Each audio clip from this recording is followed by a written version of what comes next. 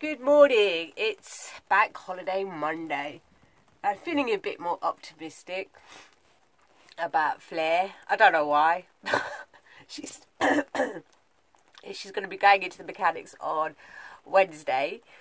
So we'll see what happens there, what he says, and I'll just think about what I'm going to do. I probably will get her fixed and at least get 1 or 2 trips because she's just so brilliant. The more time I'm spending in her, I'm loving her. You know, she's just perfect. Like the roof height for me is perfect. All the kitchen, not that I cook that much, is all there. The beds, it's just a lovely, lovely van. And if I was to buy another one, it would be of one of the similar dimensions to this because it'd be less cramped on my trips when I do go away. Today's the day that I put all my soft furnishings in to Flair, just to see how it all looks. So I'll be back with you in about 20 minutes. Just wanted to show the space that I have in the top end of Flair here. Plenty of room, which I'm going to put the foam mattress in just to keep it away. But the auto sleeper is so well designed. I mean, you've got a little strap here so you can hook it up, put the clip on, and it stays upright like that. So you can tuck a load of stuff up there.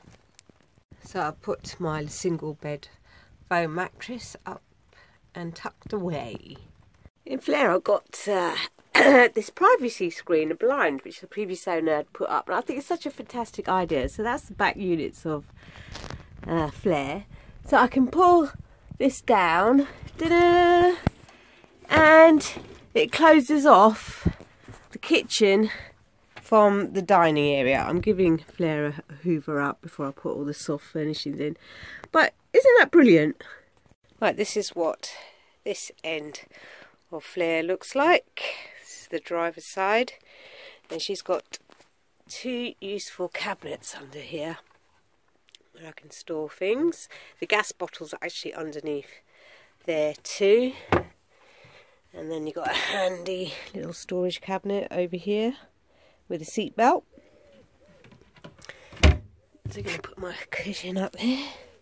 Then on the passenger side, you've got 2 more units. You can put a table there. Again, that's a handy little storage unit. And then you've got another one with all spare gas bottles.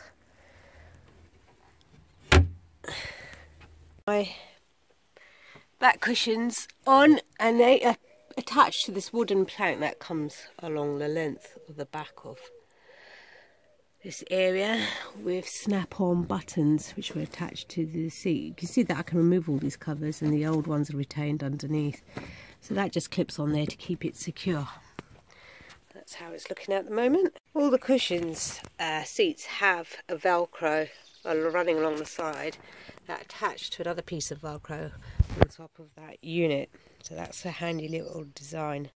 So that's the cushions in place for the time being. I'm going to juggle it around just to see which one looks better on what side.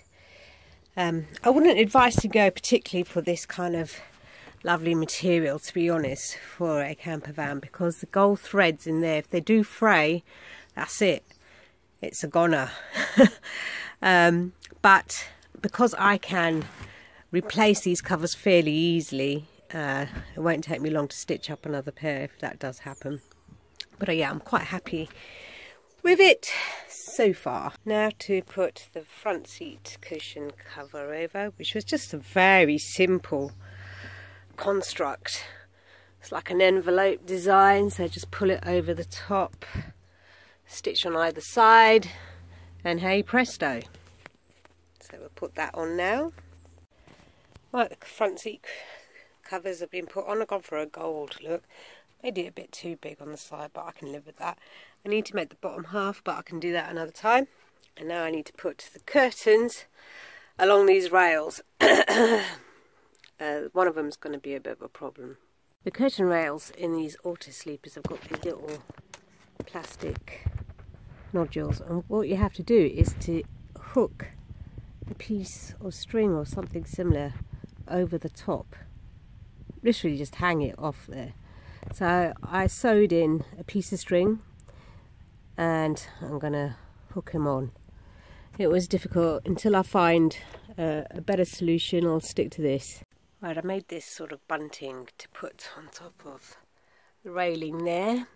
I'm going to stick it on with some double-sided Velcro so you can take it off if I need to. There is a knack to putting this Velcro up, I've discovered. If you cut the strips to size, stick one side of the Velcro onto the surface, then the bit that you want to stick onto the fabric, you tack it onto the other piece. See what I mean? I've got one bit stuck already.